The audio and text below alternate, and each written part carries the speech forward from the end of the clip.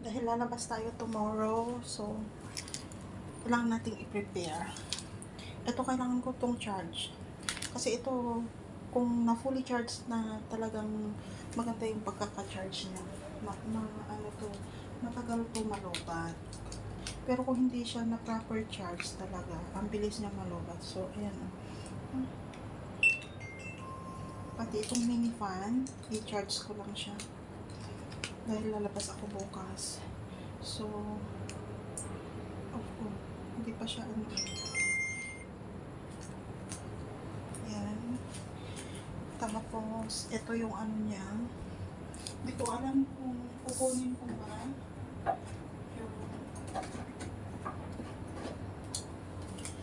Hindi ko alam kung dadalhin ko pa tong underwater or ito na lang ang gamitin ko na pang ano sa kanya. So, para ano, dahil malaki naman yung aking bag. Ayan. Ilagay ko na lang lahat dyan. Tapos ito. Tapos ito yung kanyang tripod. So, lagay ko na lang din dyan. Tapos, ito naman, dalhin na rin natin dahil may bag naman tayo. Hindi ko lang alam kung asan yung ano ito. Ayan dito. Ay, wala. Yung shutter niya. Hindi ko na alam kung saan yung shutter nito. So, hanapin ko pa. Or naiwan ko sa Pilipinas. Hindi ko alam eh. Naiwan ko pa sa Pilipinas. May ibang shutter pa naman ako dyan. Pero hindi ko alam kung meron siyang battery. Di bale. Hanapin ko na muna kung asan. Ngayon ko lang kasi kinalkal tong mga to. Since galing ako ng Pilipinas. Basta nag-unpack na lang ako ng maleta ko before. Tapos, ilagay ko na lang sa mga gamit ko. Pero hindi ko na chinek ko. Nandiyan pa yung kanyang shutter or what. Wala. Yung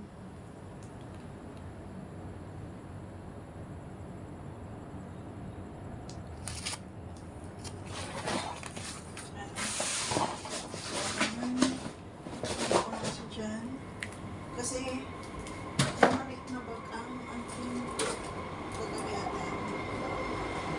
Hindi ko alam kung gagamitin ko ba ito. Kasi masyadong maliit eh.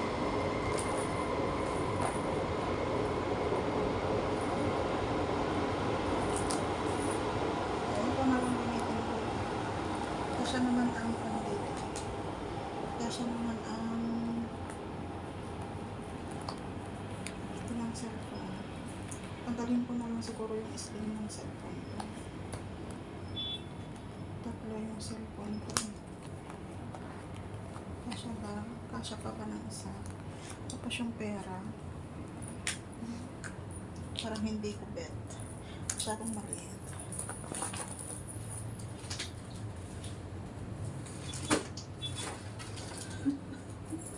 Back tayo na lang dito. Ito na lang ulit. Dito na lang ulit tayo kasi nandito pa yung iba kong pera. Ayan. Tapos may tissue, may moisturizer. Ayan. Diba? Tapos, maglagay rin ako ng brush at saka toothpaste sa aking bag. Ayan. Kasi may may doctor's appointment ako. Dito pala yung shutter. Parang wala naman ng battery ito. Dito pala yung shutter ng aking tripod. Parang wala eh. Hindi ako marunong magbukas. Hindi ko alam paano buksan to. Ay nako, i-check ko na lang. Bilhan ko na lang siya ng battery bukas dun sa kabilang building. Kasi may nagtitinda doon ng mga battery. Niroroskas pa yata to eh. Ay, meron pa. Pero baka palobat na to. Meron pa. Pero buksan ko na lang para ibilhan ko ng battery to make it sure. Ayan. So, yan lang naman yung ating prepare. So, ito, hayaan ko lang siya dyang mag-charge. Para ano, ito siya mga cellphone ko. Ayan na lang natin.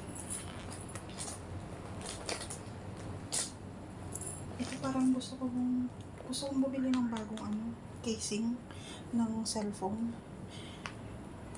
Para ano, para yun ka lang kasi kapag naka-sling ka ng makapal, medyo secure. Tapos i-roll ko na lang na ganyan o kapag nagka-camera ako, at least kahit mahulog hindi siya dediretso lalapag. Diba? O diba? Ano, ingat na ako dito. Kasi yung C Fold 2 ko na ano, sira. Mahal ang paggawa. Eh, ingat na ako dito sa cellphone ko ito. So, yun lang. I-ano na natin. Ilagay na lang natin dito sa yan. Sa may... Ay, ito. Ay, yes. Yan lang yung i-prepare natin. Bukas na natin ikarga yan sa bag natin. Sa aking bag pala. At i-check ko na muna ito. Kasi nakaroskas siya. So, kailangan ko muna i-check yung battery.